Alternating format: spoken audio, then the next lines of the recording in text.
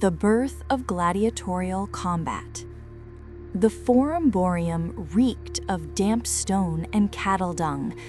Beneath its open sky, 3 pairs of armored men stepped into a makeshift arena. They were not soldiers.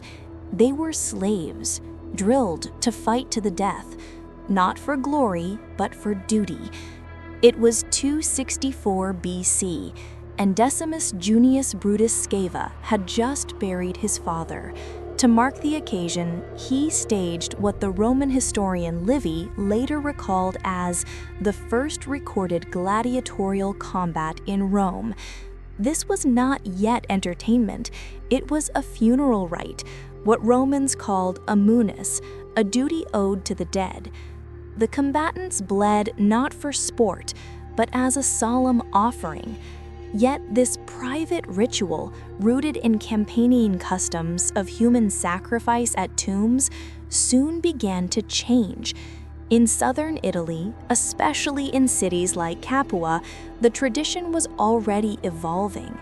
The Samnites, once Rome's bitter enemies, held warrior duels during feasts to the dead. Over time, ritual killing turned into ritual combat.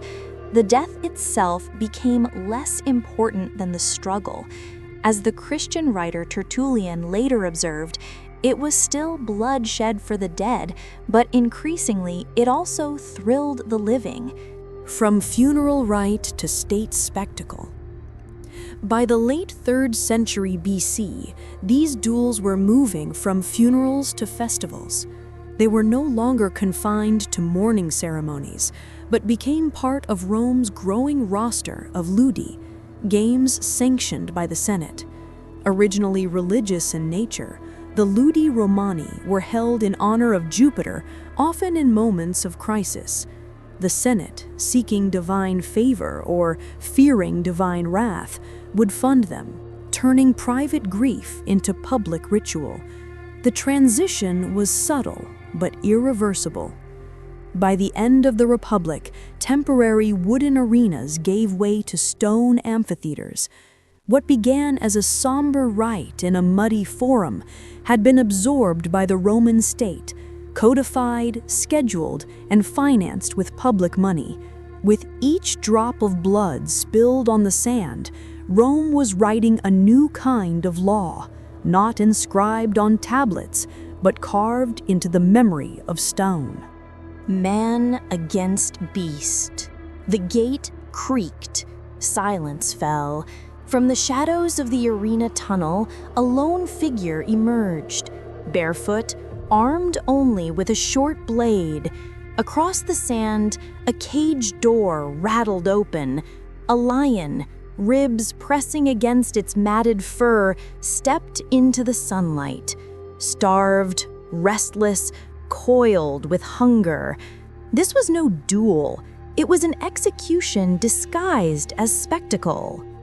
By the 1st century CE, Roman arenas had become theaters not just of human combat, but of man's confrontation with beasts.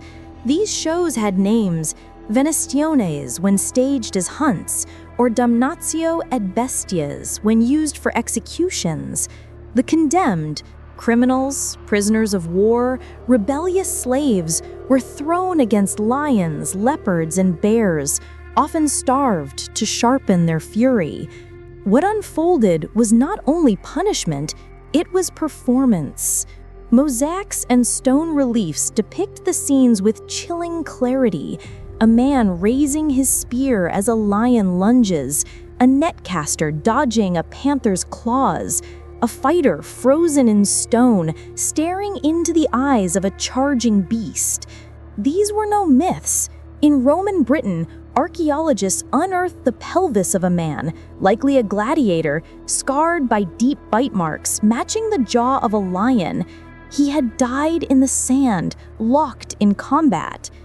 Across the empire, from the Colosseum to provincial arenas, this ritual of blood repeated endlessly. Seneca wrote of prisoners who killed themselves before the show, choosing defiance over degradation. Their silence was a final rebellion. What the crowd witnessed was not just violence, but the calculated stripping away of dignity. Hunger itself was turned into a weapon.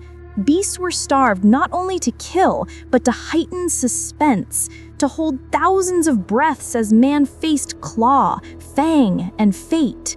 Then came Rome's deadliest water shows. The surface glittered beneath the sun, calm for only a moment. Then, drums thundered, war horns cut the air, and two fleets surged forward across a man-made lake. Soldiers stood on triremes, armed with spears and catapults, as thousands roared from the stone banks.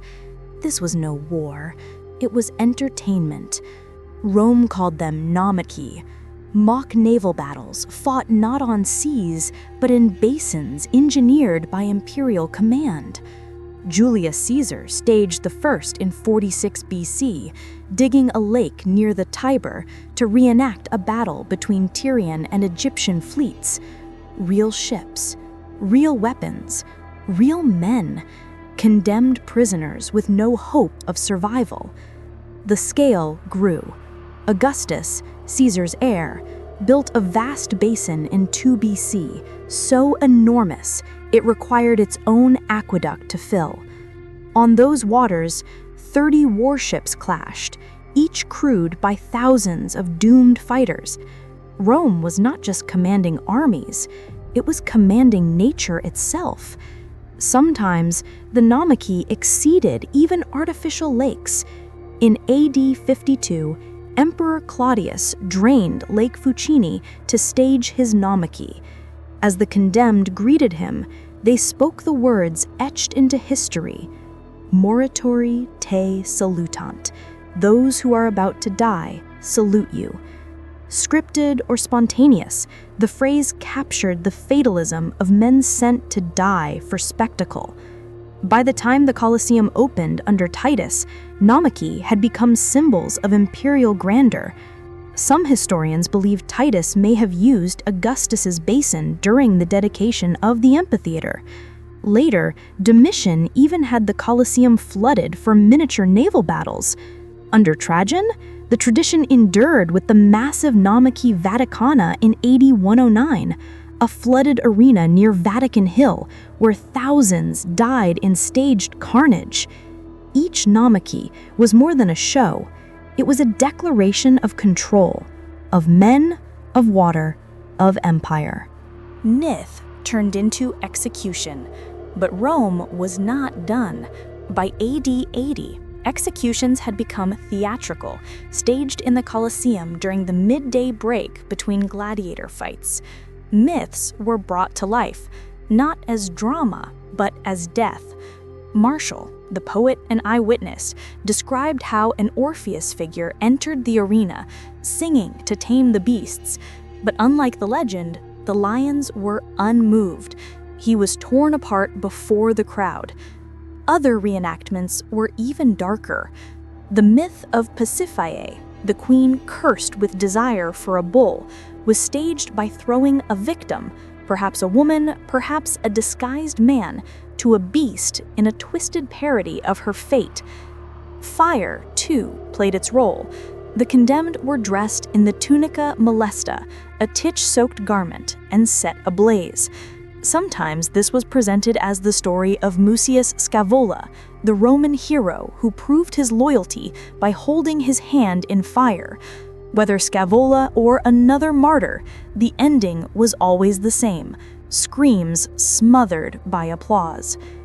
Tertullian, writing under Roman rule, described with fury how men were turned into kindling, living torches mocked as characters in plays of torment. These deaths were not storytelling, they were domination. Rome using myth as a mask for cruelty, ritual as a cloak for control. Rome's formula of power. Rome's arenas turned ritual into policy, spectacle into statecraft. Blood, water, and fire fused into a culture that measured power by the choreography of death. Their echoes linger still, haunting every debate on violence and entertainment.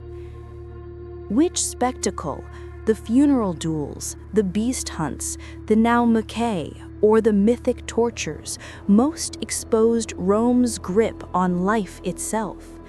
Comment below with your thoughts.